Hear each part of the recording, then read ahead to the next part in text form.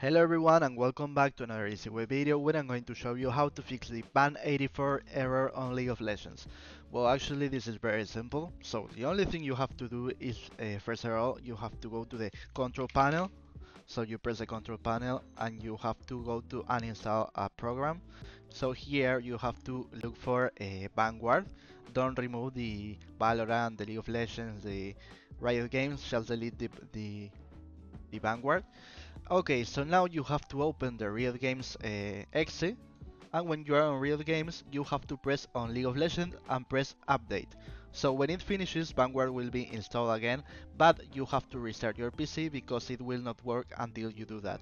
So if this video fixed your problem, please comment, share, like, subscribe, press the bell in the subscription button, and if you have any other error, you can check out my channel that I have a lot of tutorials about that. So easy way and goodbye.